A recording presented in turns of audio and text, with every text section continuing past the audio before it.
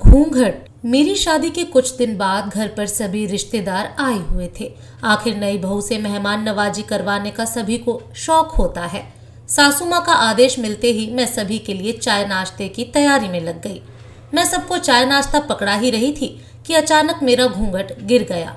दोनों हाथों में सामान था, इसलिए मैं अपना घूंघट ठीक भी नहीं कर पाई। सासू माँ ने देखा कि मेरा घूंघट गिरा हुआ था, पर ये नहीं देखा कि मेरे दोनों हाथों में सामान भी था। उनकी बहू का घूंघट सबके सामने गिर गया, ये उन्हें बिल्कुल भी बर्दाश्त नहीं हुआ। सबके सामने ही अपना सासपना दिखाते हुए उन्होंने चिल्लाना शुरू कर दिया।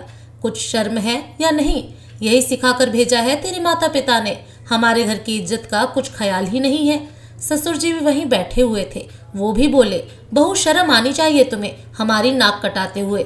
सास इतना कुछ बोल गई, लेकिन अभी तक घूंघट ठीक करते नहीं बना तुमसे।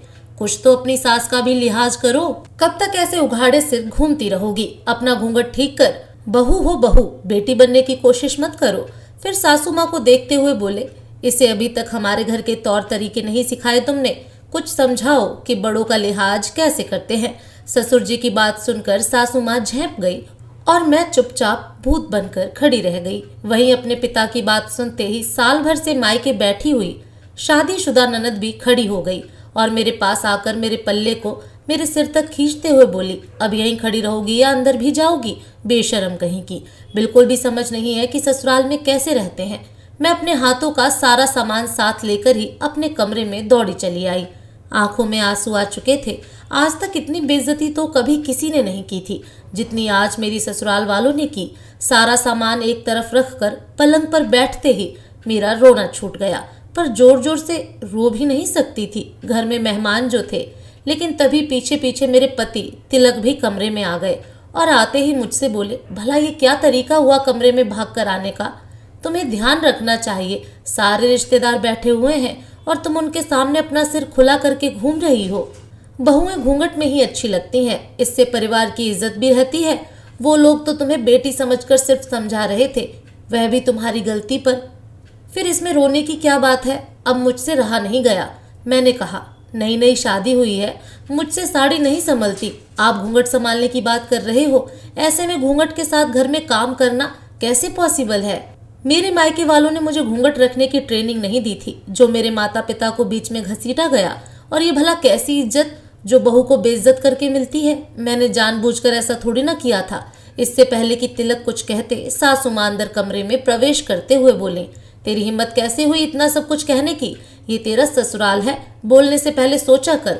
गलती करेगी तो तुझे सुनना भी पड़ेगा, और तुझे ही क्या, तेरे माता पिता को भी सुनना पड़ेगा। सासू माँ को सामने देखकर एक पल के लिए तो मेरी बोलती बंद हो गई, पर फिर ये सोचकर कि वो दरवाजे पर खड़ी होकर हमारी बातें सुन रही थी, मैं हैरान रह गई।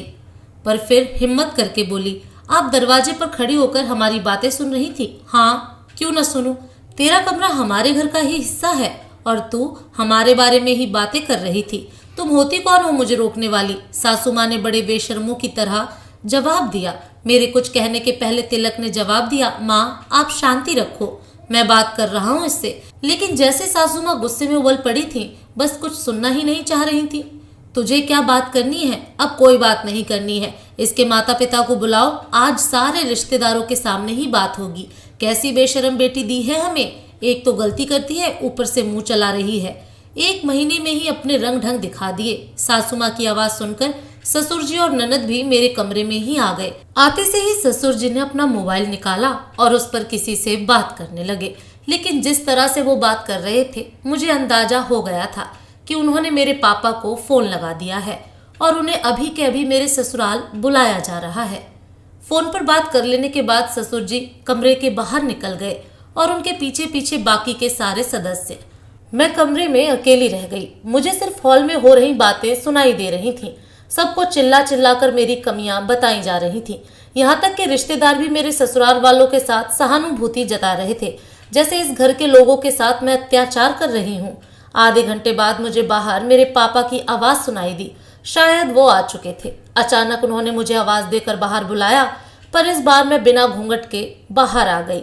मुझे देखते ही मेरे ससुराल वालों का पारा और ऊपर चढ़ने लगा। तभी मेरी सास बोली, लो देख लो आपकी बेटी को, संस्कार नाम की चीज़ नहीं है, यह ससुराल और ससुरालियों का पूरा कुनबा बैठा हुआ है, लेकिन कैसे उघाड़ चाचरे बाहर आ गई। सासू माँ की बात सुनकर मैंने पापा की तरफ देखा, पर पापा ने मुझे चुप रहने का इशारा किया। यह देखकर ससुर जी बोले, समधी जी, हमारे घर की भी कोई इज्जत है। माना कि जमाना बदल गया है, लेकिन हमारे यहाँ तो घूंघट प्रथा चलती है और वो तो आपकी बेटी को निभानी ही पड़ेगी।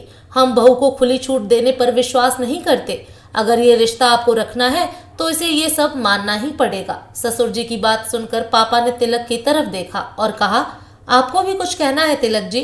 क्या आप अपने पापा की बात से सहमत हैं? लेकिन तिलक के कहने से पहले ननद बोल पड़ी, अरे ये क्या कहेगा? मम्मी पापा बोल तो रहे हैं, अपनी बेटी को संस्कार सिखाइए कि ससुराल में कैसे रहा जाता है। यह तो इसे हमारा घर मिला है, कहीं मेरे ससुराल की तरह ससुराल मिल जाता तो आटे दाल का भाव पता चल जाता। अब सास ससुर के साथ साथ और भी रिश्तेदारों ने मेरी ही कमी बताई। पापा काफी देर तक सबको चुपचाप सुनते रहे, पर मुझे बोलने तक नहीं दिया। जब सब लोग बोल लिए तब पापा बोले, बेटा जा तेरा सामान पैक कर ले, अब घर चलते हैं। पापा से इस तरह के जवाब की उम्मीद किसी को नहीं थी। बेटी तो पहले ही साल भर से यहाँ बैठी हुई है, अब बेटे का घर भी बिगड़ रहा है। ये देखकर अचानक सासू माँ पलटते हुए बोली, अरे समधी जी, हमने तो यहाँ आपको समझाने के लिए बुलाया था और आप तो अपनी बेटी को लेकर चल दिए। भला ये भी कोई बात हुई? ऐसे तो आप अपनी बेटी का घर ही बिगाड़ लेंगे। पापा ने सासू माँ के सामने हाथ जोड़कर कहा, देखिए समधन जी, आप मेरी बेटी की कितनी इज्जत करती हैं, यह तो इसी बात से पता चल गया कि आज आपके घर में सारे रिश्तेदार मौजूद थे, उसके बावजूद भी इतना बड़ा बखेड़ा खड़ा हो गया, वो भी घूंघट के पीछे। और तो और आपने मुझे यहाँ तक बुला लिया। जब आप मेरे सामने ही इतना कुछ बोल गई तो मेरी बेटी को तो पता नहीं कितना कुछ सुनाती होंगी। और फिर ये तो कोई नई बात तो है नहीं आपके घर के लिए। आपकी बेटी भी साल भर से आपके घर में बैठी हुई है, तो मेरी बेटी भी अपने मायके बैठ जाएगी। कम से कम उसे इतने लोगों के सामने बेइज्जत तो नहीं होना पड़ेगा। वैसे भी क्या फ़ायदा ऐसे घर में जहाँ पति तक अपनी पत्नी के लिए नहीं बोल पाया। मैं अपना सामान पैक करने अंदर कमरे में जाने लगी। तभी तिलक बोला, नहीं नहीं पापा जी, ये कहीं नहीं जा रही है। मैं अपनी चुप्पी के लिए माफ़ी मांगता हूँ, लेकिन मैं अपना घर नहीं बिगड़ने दूंगा। तिलक के कहते ही ससुर जी ने उसे घूर कर देखा। बस बन जा जोरू का गुलाम। जोरू का गुलाम तो जोरू का गुलाम ही सही। पापा जी, मैं अपना घर नहीं बिगड़ने दूंगा। साल भर से दीदी यहाँ बैठी हुई है अपनी बेवजह की जिद के कारण कि इन्हें जीजा जी के साथ अलग रहना है। तब तो आपने कभी संस्कारों की बात नहीं की, फिर आज सिर्फ एक घूंघट के पीछे इतना सब हंगामा क्यों? अगर आपको पसंद नहीं है तो मैं अपना बंदोबस्त कहीं और कर लूंगा, पर मैं अपना घर बिगड़ने नहीं दूंगा। तिलक की जिद देखकर ससुर जी गुस्सा होकर कमरे में चले गए। सासू माँ और ननद भी झुकने को तैयार नहीं थी। आखिर कुछ दिनों के लिए पापा मुझे घर ले ही आए। जब तिलक ने अपने रहने का बंदोबस्त कर लिया तब वो मुझे अपने साथ ले गए। तिलक मुझे अपने साथ दूसरे शहर ले गए। सास ससुर अपनी जिद के कारण हमसे बात तक नहीं करते। ननद आज भी अपने मायके में ही बैठी हुई है। ननद अपने पति के साथ अलग रहना चाहती है, पर वह गलत नहीं है।